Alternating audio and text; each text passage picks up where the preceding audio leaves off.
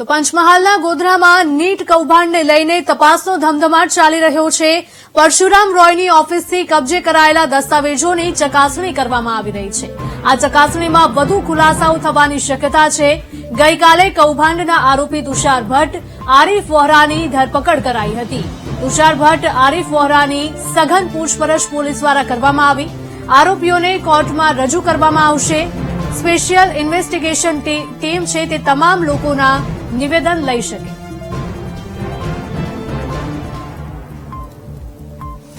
પંચમહાલના ગોધરામાં નીટ કૌભાંડને લઈને તપાસનો ધમધમાટ ચાલી રહ્યો છે, ત્યારે પરશુરામ રોયની ઓફિસથી કબજે કરાયેલા દસ્તાવેજોની ચકાસણી ચાલી રહી છે।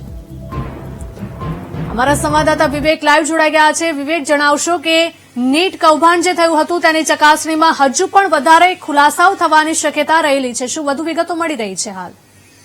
હજુ ચોક્કસથી વાત કરીએ તો પંચમહાલમાં નીટ કૌભાંડ સામે આવતાની સાથે જ ધમધમાટ શરૂ કર્યો છે। ત્યારે તુષાર ભટ્ટ અને આરીફ વોહરાની ધરપકડ કરી લેવામાં આવી છે, જેના આજે રિમાન્ડ માંગવાની તૈયારીઓ કરી રહ્યા છે, જેની પૂછતાછ દરમિયાન વધુ ખુલાસા થઈ શકે છે। તુષાર જે છે મુખ્ય આરોપીના ક્યાં સંડોવાયેલો છે તેના પણ પુરાવા મળી શકે છે। હાલ જોવા જઈએ તો આ બંને વ્યક્તિઓ ક્યાં પૈસાનો વ્યવહાર કર્યો હતો તેનો સૌથી મોટો ખુલાસો થઈ શકે છે। હાલ જોવા જઈએ તો જે રોયની જે ઓફિસ હતી તેના ઓફિસ પછી જે દસ્તાવેજી પુરાવા મળ્યા છે, પુરાવામાં પણ સૌથી મોટા ખુલાસા થઈ શકે છે। કેટલા વિદ્યાર્થીઓના વાલીઓ સંડોવાયેલા છે તેના પણ ખુલાસા થઈ શકે છે। જી બિલકુલ, તમામ માહિતી બદલ આભાર વિવેક।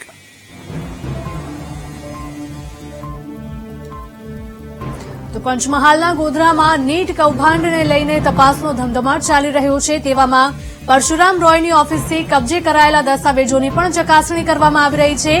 આ ચકાસણીમાં વધારેમાં વધારે ખુલાસાઓ થવાની શક્યતા રહેલી છે।